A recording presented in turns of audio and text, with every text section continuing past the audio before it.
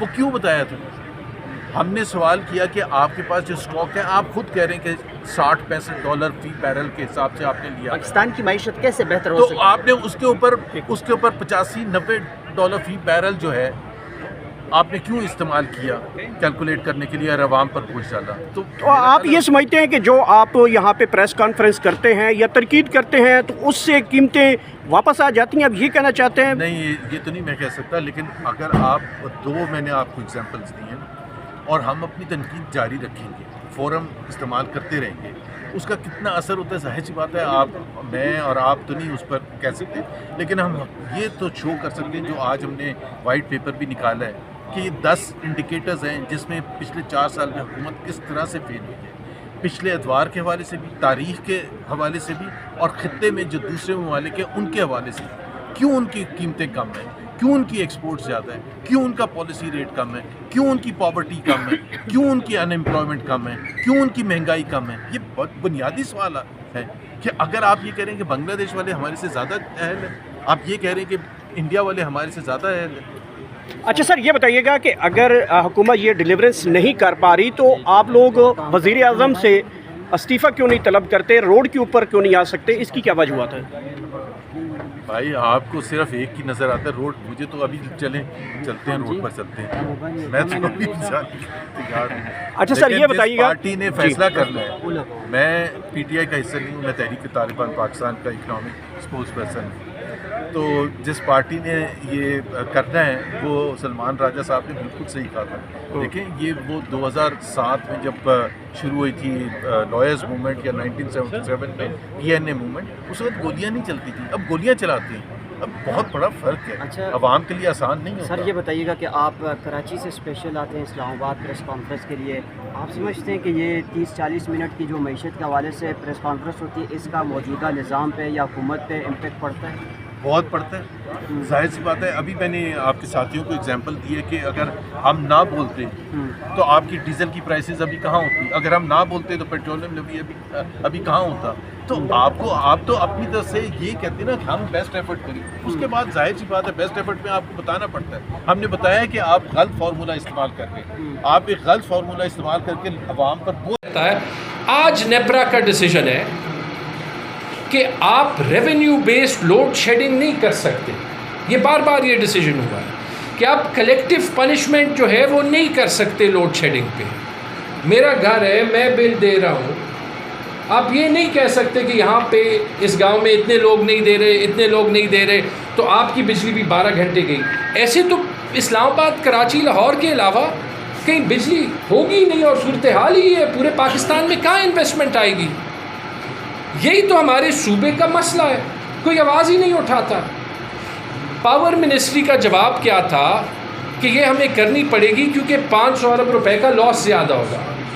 آپ نے 4 سال میں جو آپ کا کام تھا کرنے کا کہ آپ یہ لاسز کم کریں، اس کا کوئی پلان بنائیں، صوبائی حکومتوں کے ساتھ کوئی پلان بنائیں، لاسز کم کریں، صوبائی حکومتوں سے ہیلپ مانگے، اس کی جگہ آپ کو یہ آسان حل مل گیا، فیڈر آف کریں، 12 گھنٹے لوڈ شیڈنگ کریں۔ بجلی ایک بنیادی حق ہے، میں نے آپ کو ایجوکیشن کے لحاظ سے بتا دیا، اسی 2-3 مہینوں کی پالیسی میکنگ میں نے آپ کو بجلی اور گیس کے لحاظ سے بتا دیا۔ آگے بھی جاتے ہیں، سروس ڈیلیوری کا بیڑا غرق کیسے ہوتا۔ یہ ابھی جو فیڈرل ہیلتھ منسٹر ہیں انہوں نے یہ تو مانا کہ یہ پچھلے سال میں ریکارڈڈ، پتہ نہیں ان ریکارڈڈ کتنے، 84,000 HIV کے کیسز ہیں، 84,000۔ انہوں نے خاص یہ کہا کہ تونسا میں جنوری 2026 کے بعد کیس نہیں آیا۔ انہوں نے یہ نہیں کہا کہ جو جنوری 2025 سے دسمبر 2025 تک تونسا میں ایک سکینڈل کے ایمرج ہونے کے بعد 331 بچوں کو HIV ہوا کیونکہ پنجاب کے اسپتالوں میں سرنج ری یوز ہو رہی ہے، کہ اس کی وفاقی حکومت کیا تحقیق کر رہی ہے، کہ اس کی مریم نواز شریف کی حکومت کیا تحقیق کر رہی ہے۔ انہوں نے اس سوال کا جواب بھی نہیں دیا کہ اگر پنجاب صحت کارڈ بند نہ کرتا تو انہی سرکاری اسپتالوں کو 6 ارب روپے زیادہ جاتے، ایک سرنج ری یوز کرنے کی ضرورت نہ پڑتی۔ اور انہوں نے یہ جواب بھی نہیں دیا کہ 11 ارب روپے جس سے ایک گلف اسٹریم جیٹ ہوتا ہے، اور دنیا میں ایک ہی حکومت ہے سب نیشنل حکومت جس کے چیف منسٹر کے پاس ایک ایسے جہاز ہے، امریکہ میں نہیں ہے، انڈیا میں نہیں ہے، کینیڈا کے ایک اونٹاریو کے چیف منسٹر نے لیا تھا 2 دن میں واپس کر دیا۔ انہوں نے یہ بھی نہیں بتایا کہ 11 ارب روپے میں کتنے سنگل یوز سرنج ہوتے ہیں۔ میں آپ کو بتاتا ہوں، 50 کروڑ سے 1 ارب، 10-15 روپے کا ایک سرنج آتا ہے، 30 روپے کا آتا ہے۔ آپ کہتے ہیں کہ ہم اس لیے جہاز لیتے ہیں کہ ہم جی اتنے مالدار ہیں، دنیا کی کوئی اور حکومت نہیں، دنیا کی کسی اور حکومت نے یہ نہیں لیا at the subnational level. 50 crore سے 1 ارب سرنج آپ اس پہ جو ہے وہ سنگل یوز کے لے سکتے ہیں۔ یہ ہے اس حکومت کی پرائیورٹی اور یہ ہے اس حکومت کی ڈیسیجن میکنگ۔ قیمت بھی IMF کی اجازت کے بغیر نہیں سیٹ کر سکتے، تو آپ نے کیا ریفارم کیا ہے؟ ٹھیک ہے جی۔ پھر انہوں نے بات کی کہ GSP پلس پہ، GSP پلس بڑا ضروری ہے، پاکستان کے لیے بڑا ضروری ہے، ہم بھی مانتے ہیں بڑا ضروری ہے، اور کہ اس کو کچھ نہیں ہونا چاہیے۔ لیکن وہاں پہ یہ کہتے ہوئے اورنگزیب صاحب نے یہ کہا کہ اگر GSP پلس اتنا ضروری ہے تو جن چیزوں سے وہ جڑا ہوا ہے، ہیومن رائٹس، الیکشن، ٹھیک ہے جی، فری اسپیچ، کہ اس پہ حکومت کا ٹریک ریکارڈ کیا ہے؟ کیا حکومت خود جو ہے وہ GSP پلس کو خطرے میں ڈال رہی ہے؟ اور آخری بات، اورنگزیب صاحب جو ہیں، چونکہ وہ اسی EU کے سٹیزن ہوتے تھے، میرے خیال میں نیدرلینڈس کے، ہالینڈ کے، تو ان کو جمہوریت کا بھی پتہ ہوگا، الیکشن کا بھی پتہ ہوگا، تو ان سے ایک ریکویسٹ ہے اگر وہ ابھی واپس نہیں آئے کہ وہ EU والوں کو یہ تو کہیں کہ جو ان کی 2024 کی الیکشن کی رپورٹ تھی وہ پبلش کر دیں، کیونکہ ابھی تک تو انہوں نے آپ کے کہنے پہ نہیں کی۔ ٹھیک ہے جی۔ تو یہ رہا اورنگزیب صاحب کے معیشت کا ٹریک ریکارڈ اور اس کی اصلیت۔ دوسری بات جی، یہ حکومت کا حال آپ جو ہے وہ یہ ایران اور امریکہ اور اسرائیل کی جنگ میں ان کی ایکشن سے دیکھ سکتے ہیں کہ ان کے ایکشنز ہیں کیا، ان کا عوام پہ اثر کیا ہے، اور ایکچولی ان کی پالیسی میکنگ کے پیچھے عقل کیا ہے۔ آج ایک ہیڈ لائن دیکھی، شاید پرائم منسٹر صاحب کہہ رہے تھے یا کوئی اور وزیر کہہ رہے تھے کہ جی آسٹیریٹی، یعنی یہ جو کفایت شاہی جو ہے وہ یہ بڑی ضروری ہے، اور اس پہ جو ہے وہ سارے ملک کو جو ہے وہ کرنا ہے۔ گلف اسٹریم جیٹ خریدتے وقت تو یہ آپ کو نہیں آسٹیریٹی یاد آئی، لیکن مزید اس میں ایکشن دیکھ لیں۔ میں کل دیکھ رہا تھا، اسی وفاقی حکومت نے پورے پاکستان میں جمعے کے دن اسکول جو ہیں وہ بند کیے ہیں۔ 1.5 لاکھ سرکاری اسکول ہیں پاکستان، باقی کوئی 2 لاکھ پرائیویٹ اسکول ہیں، جس میں 1.5 لاکھ مطلب 1,90,000 جو پرائیویٹ اسکول ہوں گے ان کی فیس 2,000 روپے سے کم ہوگی۔ یہ جو سرکاری اسکول ہیں، میں پچھلے 2 دن میں 5 وزٹ کیے، کسی بھی سرکاری اسکول میں 5 بچے دکھا دیں جو کہ گاڑی میں اسکول آتے ہیں۔ فیول جو ہے وہ کنزرو کرنے کے لیے جمعے کی چھٹی دی ہوئی ہے نا۔ آپ کہتے ہیں 25 ملین بچے اسکول سے باہر ہیں، آپ کہتے ہیں کوئی جو ہے وہ پڑھتا نہیں ہے، ٹھیک ہے جی۔ آپ نے ٹریڈ آف کیا کیا کہ آپ نے وہ سرکاری اسکول جو ہے وہ اپنے آپٹکس کے لیے بند کیے، وہ 25 ملین بچوں کو چھوڑیں، جو 60 ملین بچے اسکولوں میں ہیں، ان کی پڑھائی آپ نے تباہ و برباد کی صرف اپنا بیانیہ بنانے کے لیے۔ کہتے ہیں کہ وہ زوم میں پڑھے، میں وہاں پہ وہ ہیڈ ٹیچر سے پوچھ رہا تھا کہ جی آپ زوم پہ پڑھاتے ہیں، وہ ہنسنے لگے، میں بھی ہنسنے لگا۔ مجھے بتا دیں کہ پاکستان کے رورل ایریا میں کہاں وہ بچے ہیں جو سرکاری اسکول جاتے ہیں جو زوم پہ جو ہے وہ جمعے کے دن پڑھیں۔ یہ پالیسی میکنگ ہے۔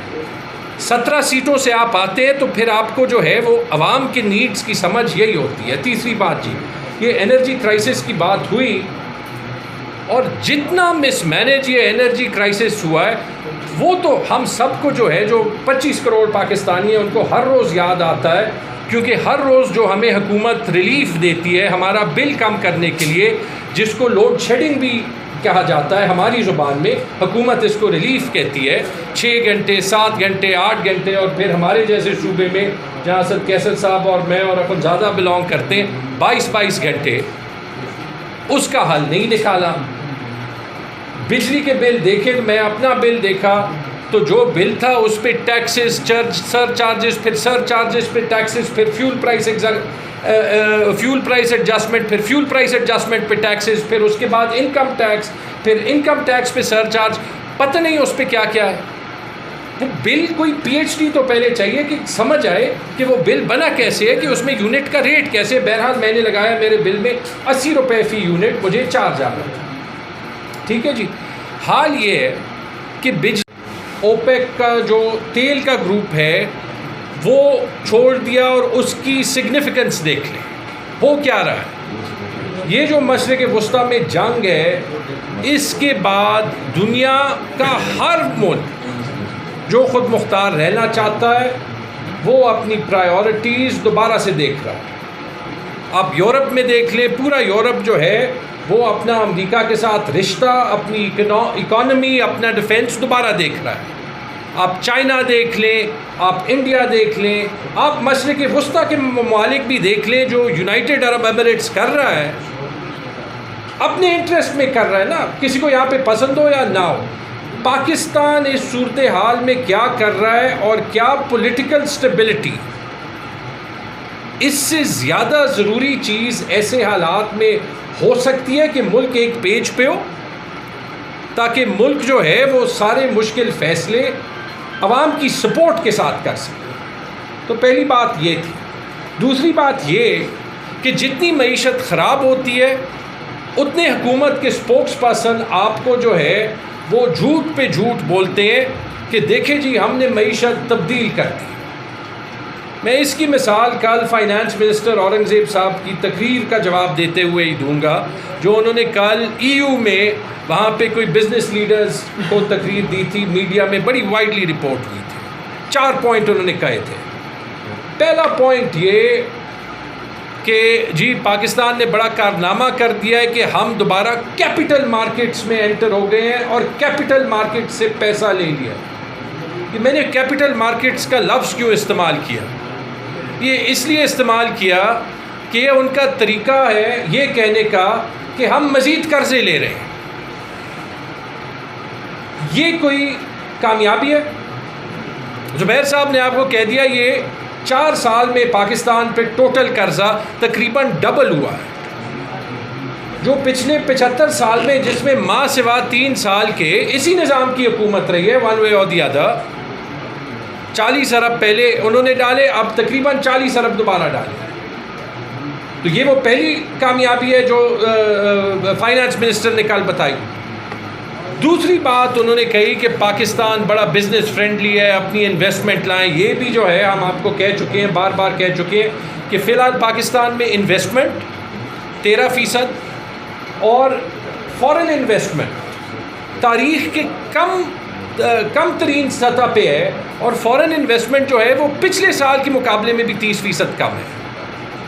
لیکن جب زبیر صاحب جب وہاں پہ اورنگزیب صاحب یہ کہہ رہے تھے کہ انویسٹمنٹ یہاں پہ لائے، تو کیا انہوں نے یہ کہا کہ پچھلے 2-3 ہفتوں میں US ایمبیسی نے پیپسی کے لیے، UK ایمبیسی نے ہیلمور پاور کے لیے، اور اسی EU نے جہاں پہ وہ تقریر دے رہے تھے اور یہ سارے فیکٹس بتا رہے تھے، انہوں نے ماسک کمپنی ہے ان کے لیے اورنگزیب صاحب کی حکومت کو ہی خط لکھے کہ بھائی یا ہماری انویسٹمنٹ جو یہاں پہ ہے یا جو ہم لانا چاہتے ہیں وہ خطرے میں ہے، کیونکہ آپ کی حکومت جو ہے وہ کچھ تعاون نہیں کر رہی.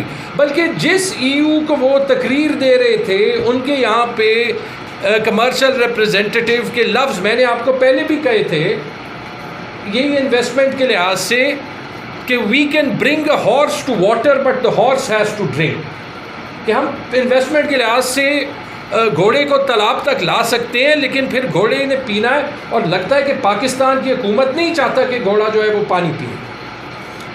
دوسری بات. تیسری بات انہوں نے ریفارم کی بات کی. یار کیا ریفارم؟ مجھے بتائیں کہ کون سا ریفارم ہوا ہے. چلیں وہی انہی کو بات کر رہے تھے. IMF اور ورلڈ بینک کی رپورٹس خود ہی کھول دیں جو کہہ رہے ہیں کہ پاکستان کی معیشت میں کوئی ریفارم نہیں ہوا، پاکستان کی یہ معیشت جو ہے وہ ختم شد ہے، اس میں اور کوئی پوٹینشیل نہیں ہے.